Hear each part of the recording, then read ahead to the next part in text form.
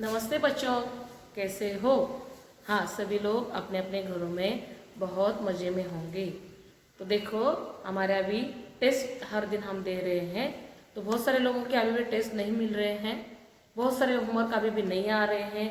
तो बच्चों, अभी हमारी क्या है, अभी हमारा जो हिंदी का सिलेबस है अभी वो ख़त्म होने वाला है। अब जैसे जैसे ख़त्म हो जाएगा तो एग्ज़ाम भी नज़दीक आने वाले हैं, इसलिए हमें हर दिन पढ़ाई करनी बहुत आवश्यक है। वीडियो के बाद जो भी आपको टेक्स्ट बुक सॉल्व के लिए बताया जाए, होमवर्क बताया जाए, उसको आपको डेली करना बहुत ही आवश्यक है। ठीक है बच्चों। तो देखो, हमने इससे पहले कक्षा में इस साल में पूरे हमने रोचक कहानियाँ देखी, अलग अलग प्रकार की कहानियाँ, उसमें रोचक भी थी, कुछ अलग थी, कुछ महत्वपूर्ण जानकारियाँ देखी, तथा बहुत सारी अच्छी कविताएं भी देखी। उसके बाद व्याकरण सीखा, है ना, और व्याकरण में तो हमने बहुत मज़ा ले लिया। उसके बाद टेक्स्ट बुक सॉल्व किए, उसमें शब्दों का हेरफेर भी जाना। इन सब के बाद हमने क्या क्या व्याकरण पढ़ा था। हाँ, हमने पढ़ा था संज्ञा, सर्वनाम, क्रिया, शब्द समूह, है ना।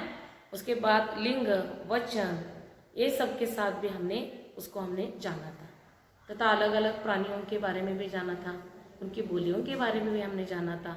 हाँ, तो इस प्रकार हमने क्या किया है, हमने अलग अलग प्रकार के क्या किया है, उसके प्रकारों को हमने पढ़ा है। तो बच्चों, आज एक हम नए अध्याय के साथ आपके सामने हो रहे हैं। ये आपके लिए नया नहीं है, पुराना ही है। ये आपको जैसे आपने मराठी में देखा है बिल्कुल उसी प्रकार। तो आज हम जो शुरू करने वाले हैं ना, वो है चित्र वर्णन। तो बच्चों, हर साल आपके लिए आपको तो चित्र बहुत अच्छे लगते हैं। देखिए कितना सुंदर संजय सर जी ने चित्र यहाँ तैयार किया है। तो चित्रों को, ये तो हम हमेशा ही चित्र निकालते हैं, लेकिन इसका हमारे भाषा में क्या उपयोग है। चित्र वर्णन मतलब क्या, सबसे महत्वपूर्ण, चित्र यानी क्या, चित्र, और वर्णन यानी क्या, इसको देखकर हमें लिखना है। इससे पहले आप क्या करते थे, चित्र निकालते थे, उसमें कलर भरा करते थे, प्रकार प्रकार के रंग भरा करते थे। सर आपको उसको आप प्रवाह में सबको पढ़ाते थे कैसे निकालना है। कितना सुंदर था ना, अलग अलग प्रकार में, अलग अलग चित्रों में रंग भरना। लेकिन बच्चों, अभी आपको क्या करना है, इसमें ना ही रंग भरना है, तो हमें चित्र का वर्णन कैसे किया जाता है इसके बारे में मैं आपको थोड़ा बताने वाली हूँ। तो बच्चों, ये आप ही की कक्षा का सबसे अच्छा पेड़, आप ही की कक्षा का सबसे अच्छा पेड़ आपके पाठ्य पुस्तक में चित्र लिखिए, है ना। इस चित्र को ही हमने क्या किया है, यहाँ मैंने निकाला गया है, क्योंकि आपको भी समझ में आए। आपके पास टेक्स्ट बुक होना भी आवश्यक है ना। हाँ, तो टेक्स्ट बुक अगर नहीं है तो आप ले लो।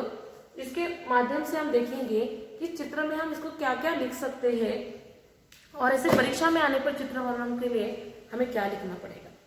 तो बच्चों, ये जो चित्र है, सबसे पहले हम चित्रों में कौन सी वस्तु यार क्या क्या दिख रहा है, इसकी पहले सूची हम बनाएंगे। हाँ, तो पहले देखिए, पहले हमें क्या नजर आ रहा है। हाँ, यहाँ 3 आदमी बैठे हैं, तो पहले यहाँ हम लिखेंगे। चलो, हमें पहले आदमी तो नजर आ रहे हैं, देखिए। दूसरा कौन है, दूसरा क्या नजर आ रहा है। हाँ, इन लोगों के हाथ में तो कुछ खाने के लिए लग रहा है, तो एक हम कुछ फल या कुछ हम लिख सकते हैं, कुछ खाने की चीजें। चलो फल लिखते हैं। हाँ, तो जो आपके टेक्स्ट बुक में देखा जाए, तो इस टेक्स्ट बुक में आपको जो चित्र यहाँ बनाया गया है उसी का है। तो यहाँ ये क्या है पीछे, हाँ, तो हमें देखिए यहाँ पेड़ नजर आ रहा है ना, पेड़ भी नजर आ रहा है। उसके बाद देखिए पेड़ों के पीछे क्या है, हाँ, पंछी या पक्षी, पक्षी नजर आ रहे हैं। और क्या नजर आ रहा है, हाँ, देखिए यहाँ कितने आदमी हैं, ये 3 आदमी हैं। उसमें से इनका पहराव देखिए, इनका पहराव, मतलब हमें पहराव भी देखना है, उन्होंने क्या पहना है, कौन से वेशभूषा में है, वो भी देखना है। बताइए कितने आदमी हैं, 3 आदमी हैं, 3 आदमी हैं। उसके बाद साथ देखिए, इस पेड़ के पीछे क्या नजर आ रहा है, पहाड़ भी है, लेकिन इस पेड़ में क्या लगे हैं, फल लगे हैं। और 8वां, घना पेड़ है, घना पेड़। बहुत घना पेड़ है ना, ठीक है। उसकी देखिए उसके बाद भी पीछे क्या है, 9 पर्वत नजर आ रहे हैं। बड़े बड़े ऊंचे ऊंचे क्या नजर आ रहे हैं, पर्वत नजर आ रहे हैं। उसके बाद देखिए ये समय कौन सा आपको लगता है जहाँ एक लोग पेड़ के नीचे बैठे हैं। तो हाँ, जब हमें कहीं धूप लगती है या हमें गर्मी से बचना होता है तो हम छांव का ही सहारा लेते हैं। तो समय कौन सा है, दोपहर का समय हो सकता है। ये हमें क्या करना है, हमारे मन में ये लेना है कि ये समय कौन सा हो सकता है। तो बच्चों, चित्र वर्णन करने से पहले ये सभी बातों का यहाँ होना बहुत महत्वपूर्ण है, क्योंकि जब हम इसको वाक्यों में उपयोग करेंगे तो हर एक पहलू का क्या होना चाहिए, इसमें समावेश होना बहुत ही आवश्यक है। नहीं तो चित्र क्या हो जाएगा, अधूरा हो जाएगा। बहुत सारे बच्चे इनके साथ, इन आदमियों के पहराव के साथ इन्होंने क्या डाला है, गले में कुछ चैन जैसा डाला है, इसका भी वर्णन करेंगे। तथा इन्होंने धोतियां पहनी है, इनकी पोशाकों का वर्णन हम करेंगे। तो बच्चों, इन सारे मुद्दों के साथ हमें क्या करना है, हमें चित्र वर्णन को आगे बढ़ाना है। तो कैसे देखो बढ़ाएंगे, तो लिखने की जब हमारी बारी आएगी तो हम इसको कैसे प्रस्तुत करेंगे, ये हम पहले देखते हैं। तो देखिए, सबसे पहले हम कहेंगे, जब आपको बोला जाए चित्र देखकर चित्र वर्णन कीजिए, तो हम पहले क्या करेंगे, सबसे पहले यह प्रसंग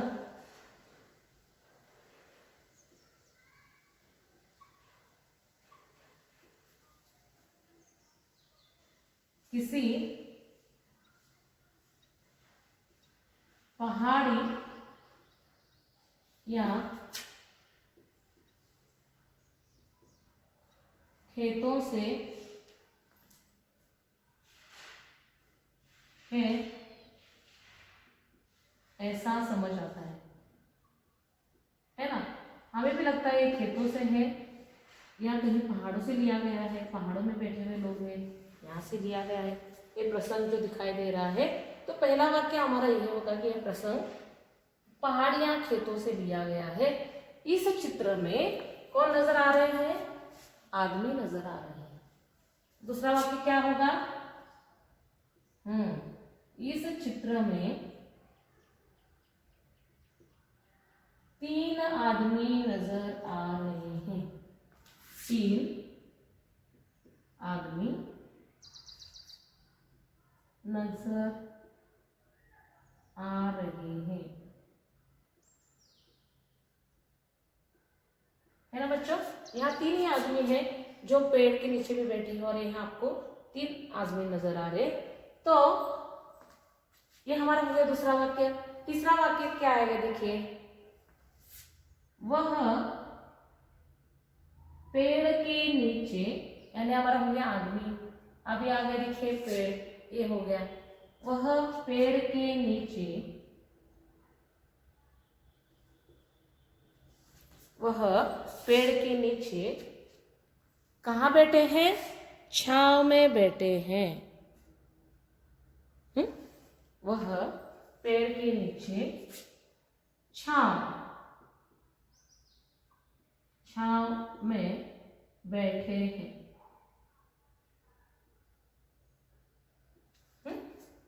पेड़ के नीचे छांव में बैठे हैं, सचमुच है ना, इस पेड़ के नीचे तो बैठे हैं। ऐसा प्रतीत होता है कि समय कौन सा है, अभी देखिए हमने यहाँ भी दिया है, यहाँ चलो समय डाल देते हैं। तो आप ये समय छांव में बैठे हैं, यह समय दोपहर का लग रहा है।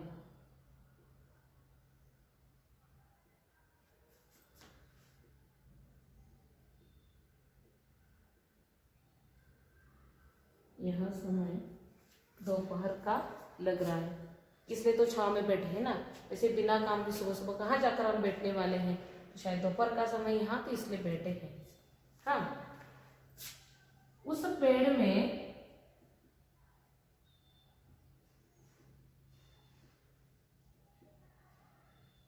फल लगे हैं, यानी जो छोटे छोटे हैं ना यहाँ, वो क्या है, फल लगे हैं, फल लगे हैं। अगर आप वो समझ पाओ कौन सा फल है तो आप उसको फल को भी आप यहाँ लिख सकते हो। यह फल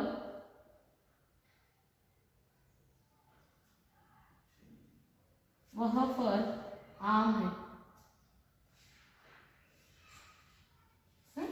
तो हमें ये भी हो गया कि ये जहाँ फल भी लगे हैं और शायद इनके हाथ में भी है, वो क्या है, वो फल क्या है, आम है। आप अपने टेक्स्ट बुक देखिए ना, वहाँ जो आम रखे हैं उनके सामने भी थोड़े रखे हैं और उसके हाथ में भी है, पेड़ पर भी लगे हैं। तो फल कौन से है, वो फल है आम है। उसके बाद देखिए, हाँ, उन व्यक्तियों ने, क्योंकि एक से ज्यादा है तो व्यक्ति आएंगे,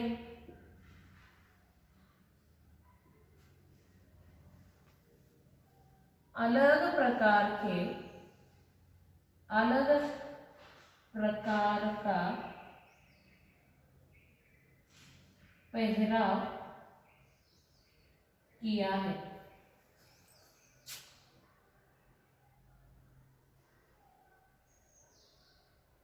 है ना। इनमें देखिए, इनमें बस धोती ही नजर आ रही है, यहाँ टावल लगाया हुआ है, ऐसे पूरे कपड़े नहीं है। तो यहाँ अलग प्रकार का पहराव है। मानो किसान, यानी हमें लगता है कि किसान ऐसे कपड़े पहनते हैं, तो हम ये बोल सकते हैं यहाँ कि हम ये किसान, कि मान लो कि ये किसान ही है इसलिए इन्होंने ऐसे कपड़े पहने हैं। ठीक है, वह कुछ फल खा रहे हैं।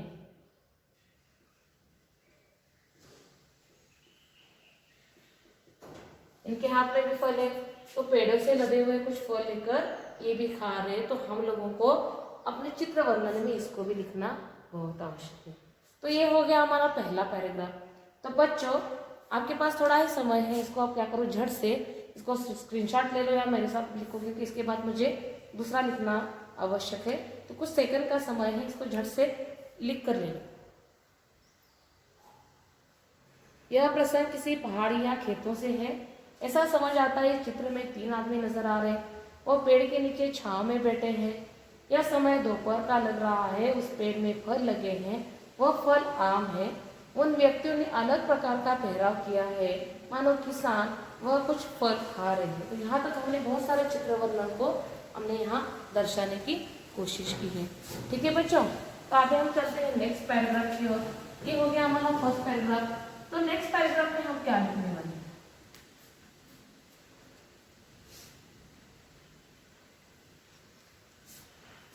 देखिए, तो देखिए, आदमी के बारे में हो गया, पेड़ के बारे में हो गया, उनके पहराव के बारे में हो गया, फलों के बारे में हो गया। अभी ये नज़ारा हम अगर पीछे देखेंगे तो यहाँ दूर से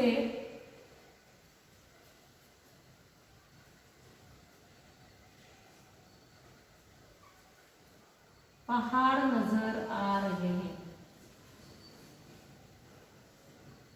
क्या नजर आ रहे हैं हमें? यहाँ पहाड़ नजर आ रहे हैं ना, जो बहुत सारे दूर दूर तक के देखिए क्या है, ये पहाड़ी हम लोगों को यहाँ नजर आ रहे हैं। माहौल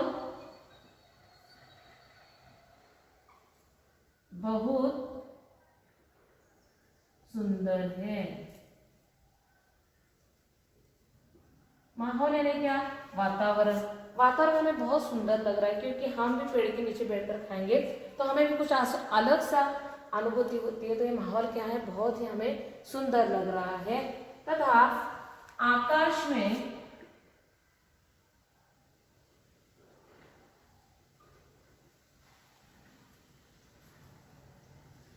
पक्षी उड़ रहे हैं।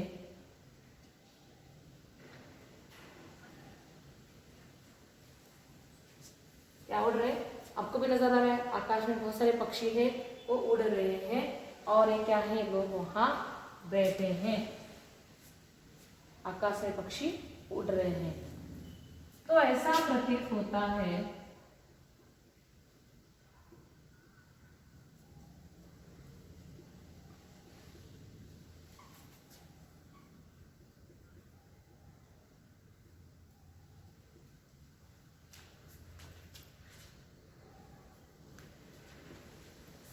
काम के बाद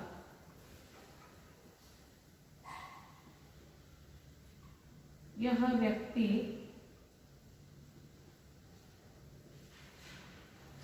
काम के बाद यह व्यक्ति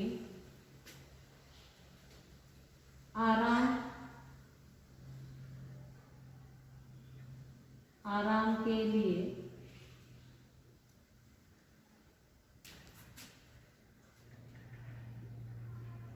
पेड़ के नीचे बैठे हैं।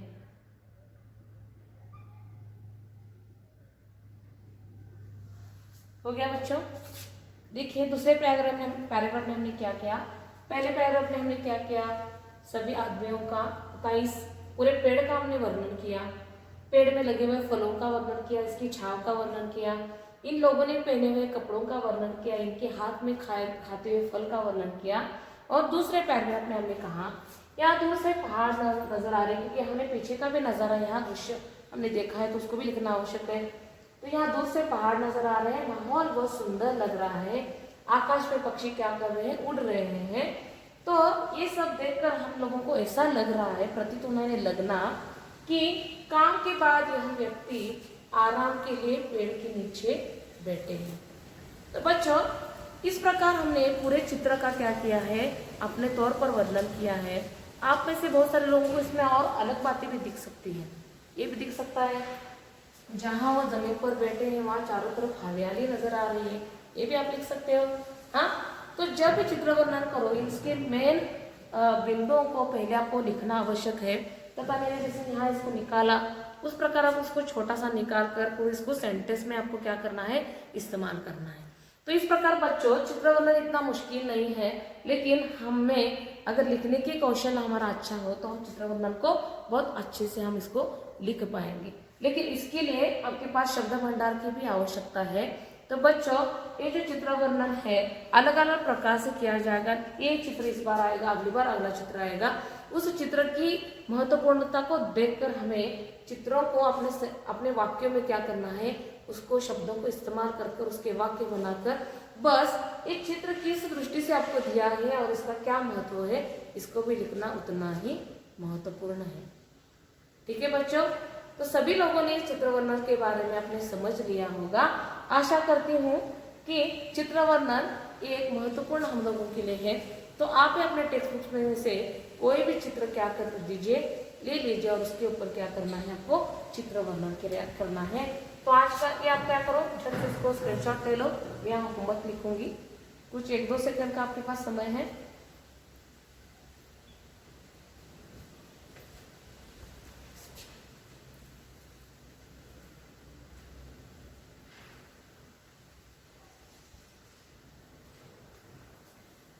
ठीक है,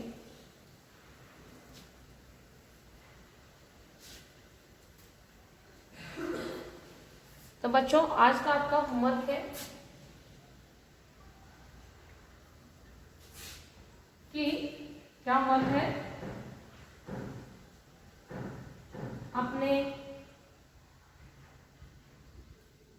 पाठ्य पुस्तक में से कोई भी होगा, मराठी का पाठ्य पुस्तक है, हिंदी का पाठ्य पुस्तक है, अंग्रेजी का है, किसी में से भी कोई एक जो चित्र है आपको उसको देखना है, उसको ड्रॉ भी कर सकते हो, उसको तैयार करके अपने ड्राइंग नोटबुक में भी उसको आप इसको तैयार कर उसके चित्र के ऊपर आपको क्या करना है, चित्र वर्णन करना है।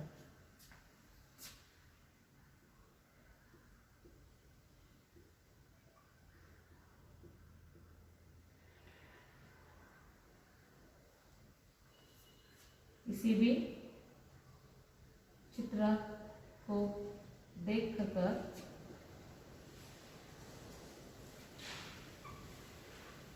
10 से 12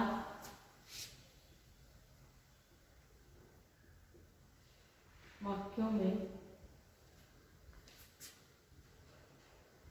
चित्र वर्णन चित्र वर्णन कीजिए।